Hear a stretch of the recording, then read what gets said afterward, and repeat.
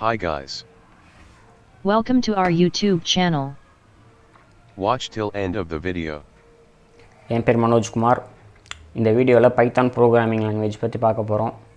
Python programming language 1989 Guido van Rossum அப்படின்றவால design பண்ணது. 30 வருஷத்துக்கு முன்னாடி டிசைன் பண்ணியிருந்தாலும் லாஸ்ட் ஒரு 8 இயர்ஸ் தான் அதோட யூசேஜ் வந்து இன்க்ரீஸ் ஆகிருக்குன்னு சொல்லலாம். இப்போ கிராஃபில் பார்த்தாலே தெரியும் உங்களுக்கு லாஸ்ட் ஒரு 8 இயர்ஸில் எந்த அளவுக்கு மற்ற ப்ரோக்ராமிங் லாங்குவேஜஸை கம்பேர் பண்ணும்போது பைத்தான் டெவலப் ஆகிருக்குன்னு சொல்லி. இதுக்கெல்லாம் ஒரே காரணம் பைத்தான் கற்றுக்கிறதுக்கும் ஈஸி, கற்றுக்கிட்டதை இம்ப்ளிமெண்ட் பண்ணுறதும் ஈஸி. அதே மாதிரி பைத்தானில் ரொம்ப டிஃபிகல்ட் டாஸ்க்ஸ்லேருந்து ரொம்ப ஈஸியான டாஸ்க் வரைக்கும் ஈஸியாக ஹேண்டில் பண்ண முடியும். ஏன்னா பைத்தானில் பில்ட்இன்னாகவே நிறையா பேக்கேஜஸ் மாடியூல்ஸ் இந்த மாதிரி நிறையா இருக்கும். அதனால் நம்மளால் ஈஸியாக ஹேண்டில் பண்ண முடியும்.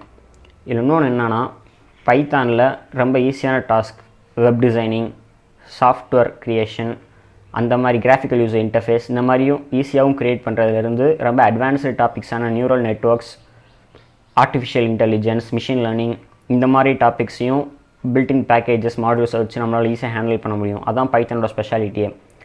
நீங்கள் ஒரு நல்ல ப்ராப்ளம் சால்வராகவும் பைத்தான் ப்ரோக்ராமிங் ஸ்கில்டு ப்ரோக்ராமராகவும் இருந்தீங்கன்னா வேர்ல்ட் கிளாஸ் கம்பெனிஸில் நீங்கள் ஹையர் ஆகிறதுக்கு நிறையா பாசிபிலிட்டிஸ் இருக்குது.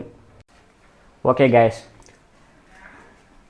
பைத்தான் ப்ரோக்ராமிங் லாங்குவேஜை ப்ராப்பராக சிஸ்டமில் எப்படி இன்ஸ்டால் பண்ணுறது அப்படின்னு சொல்லி அப்கமிங் வீடியோஸில் பார்ப்போம். அதை நீங்கள் மிஸ் பண்ணிடக்கூடாது அப்படின்னு நினச்சிங்கன்னா நீங்கள் பண்ண வேண்டியது Subscribe to our channel.